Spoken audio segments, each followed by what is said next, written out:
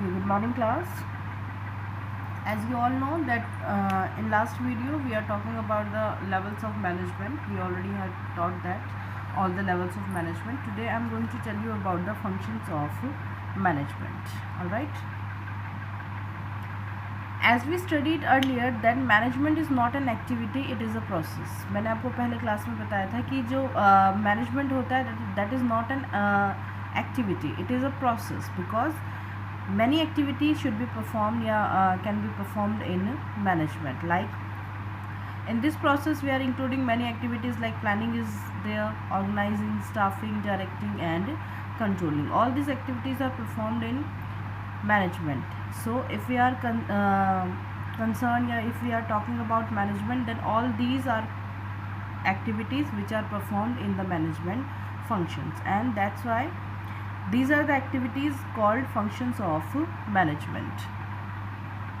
आप नीचे एक डायग्राम देख रहे हैं.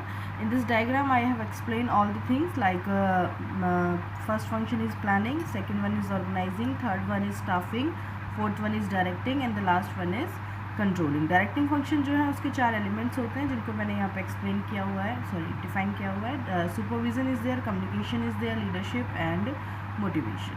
All these are called elements of directing. Now come to first function, that is planning. Planning means it refers to thinking beforehand. Thinking beforehand means if you are going to do something, then before doing that thing. Beforehand का मतलब आप before doing that, यानी कि उससे जब आप कर रहे हैं उससे पहले you have to think about it. आपको उसके बारे में क्या करना पड़ेगा, सोचना पड़ेगा. और in other words, planning means it is ascertain what to do, how to do, when to do, by whom to do it and where to do it. अगर आप सिंपल मीनिंग में और समझना चाहते हैं तो प्लानिंग का मतलब होता है इट इज़ असर्टेन. यह असर्टेन करता है यानी कि निश्चित करता है व्हाट टू डू, क्या करना है, हाउ टू डू, कैसे करना है, व्हेन टू डू, कब करना है, by whom to do it, किसके द्वारा किया जाएगा, and where to do it, और इसे कहाँ करना है. Means all the questions in which you can ask कि कब, कहाँ, कैसे करना है चीज़ों को, वो सारे के सारे आंसर आपको किससे मिलते हैं. बिफोर स्टार्टिंग अ जॉब, अब अगर आप कोई जॉब शुरू कर रहे हैं, अ clear view about all the questions is needed. अगर आपको क्या करना है, कोई भी जॉब, कोई भी वर्क परफॉर्म करना है, स्टार्ट करना है, तो first of all you have to take a clear view. आपके पास एक क्लियर व्यू होना चाहिए about all the questions which are mention about, like what, when, how, whom, where. इन सभी के क्वेश्चंस, ये सभी क्वेश्चंस जो हैं इनके आंसर आपको क्लियरली पता होनी चाहिए, because it is needed so that you can achieve your objective, ताकि आप अपने ऑब्जेक्टिव्स को अचीव कर सकें. After that planning is a long process itself also. अगर आप प्लानिंग की बात करें तो प्लानिंग मैनेजमेंट के कंसर्न में देखते हैं तो ये एक एक्टिविटी है, लेकिन अगर हम इसे सेपरेटली देखते हैं then it is also a long process, because you have to following many step for completing the planning process, and these are the steps. I am going to brief it in short because when we are teach planning as a separate unit, okay, that time you can say I will explain all these in broad concept, as a broad concept. So let's start with the first, that is setting objectives. Setting objectives means first of all you have to set some objective, that what you exactly want to achieve, that is your objective. Second is developing premises. After that when you set the objectives, आपको premises develop करनी पड़ेगी. Premises means you have to see how many assets you needed, ठीक है, how many people you needed and how many raw material you needed. So all those things are called developing premises. After that, identifying alternative course of action. Identify alternative course of action means if you are going to do a work or if you are going to perform a job, there are lots of way to perform that job. Okay, उस काम को करने के लिए आपके पास बहुत से तरीके होते हैं, तो उन तरीक़ों को आइडेंटिफाई करना क्या कहलाता है, identification of alternative course of action, कि काम को करने के अलग अलग तरीके क्या हैं. उसके बाद you are going to evaluate those alternative courses, जो आपने अल्टरनेटिव कोर्सेज निकाले हैं, यानी कि जो तरीके निकाले हैं आप उन्हें इवेल्युएट करेंगे. इवेल्युएट करने का मतलब आप देखेंगे कौन सा बेनिफिशियल है आपके लिए, किस में क्या क्या पॉजिटिव चीज़ें हैं, किस में क्या क्या नेगेटिव चीज़ें हैं, उन सभी को इवेल्युएट करेंगे. After that selecting an alternative, आपको क्या करना है, एक अल्टरनेटिव को सिलेक्ट करना है जो आपके लिए बेस्ट है. जो डिफरेंट वेज आपने निकाले हैं जॉब को परफॉर्म करने के, उसमें से जो बेस्ट आपको लगेगा you are going to select that. After that implement the plan, उसके बाद आप उस प्लान को क्या करेंगे, इम्प्लीमेंट करेंगे एंड लास्ट में आप उन एक्शंस को फॉलो अप करते रहेंगे। तो this is the planning function. Now come to second function, that is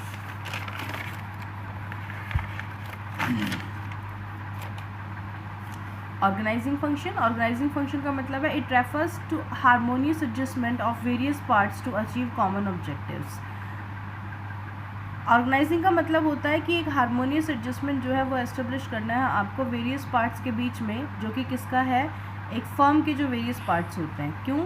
ताकि आप क्या कर सके, एक कॉमन गोल जो आपकी फर्म का होता है उसे अचीव कर सकते हैं। वेरियस पार्ट्स का मतलब यहाँ पे different peoples are there, okay, different machines are there, premises are there, then you have to establish a harmonious adjustment between all those things, okay. And if you want to learn, if you want to understand it another language, then we can say the first function of management, that is planning, is just put some idea in writing।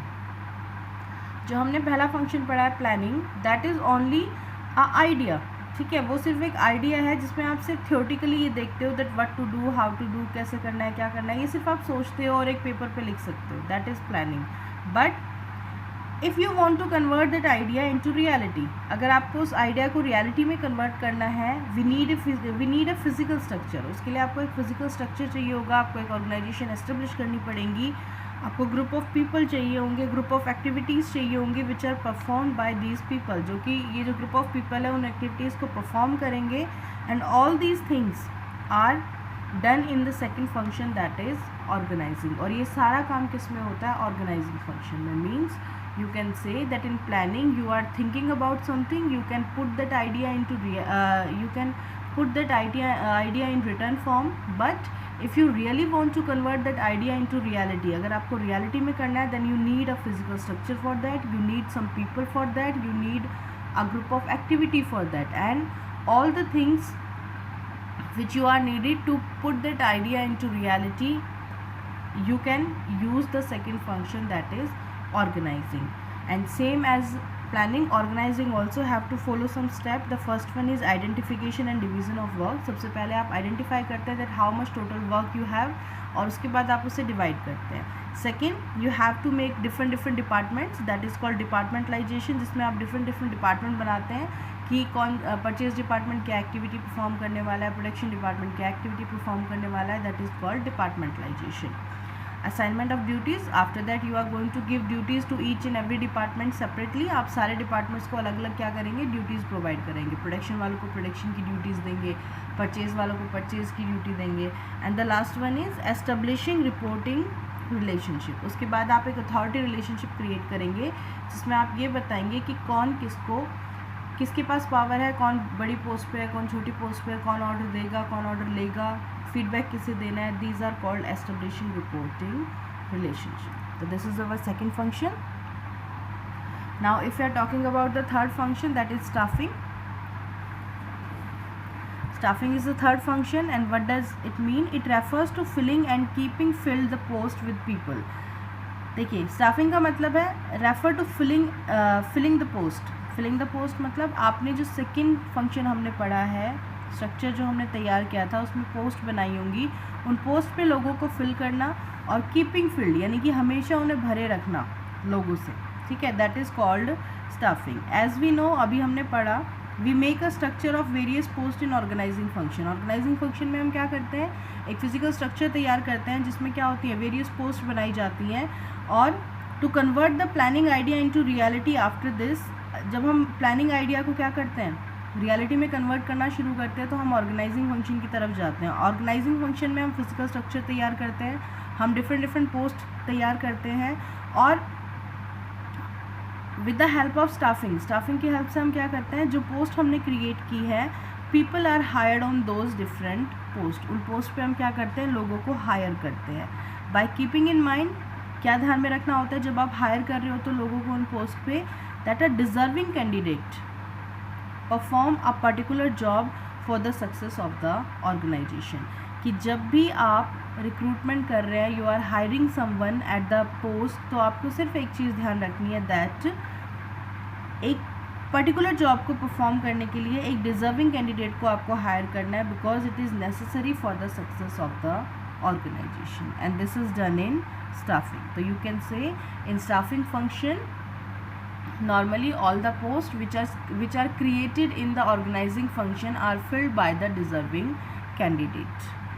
And staffing also included the steps like planning and organizing. The first function is estimating manpower requirement. सबसे पहले आप ये देखते हैं कि how many people you exactly needed for the firm, ठीक है. Second, फिर आप उनको रिक्रूट करते हैं. थर्ड, फिर आप उनका सिलेक्शन करते हैं. फिर आप उनको प्लेसमेंट और ओरिएंटेशन करते हैं. फिर उनकी ट्रेनिंग एंड डेवलपमेंट की जाती है. फिर उनको परफॉर्मेंस अप्रेजल दिया जाता है. और फिर उनके बाद प्रमोशन एंड करियर प्लानिंग होती है. And the last, then you have to provide them compensation. These are the 3 functions. To our rest that we are discussing in the next video. Thank you.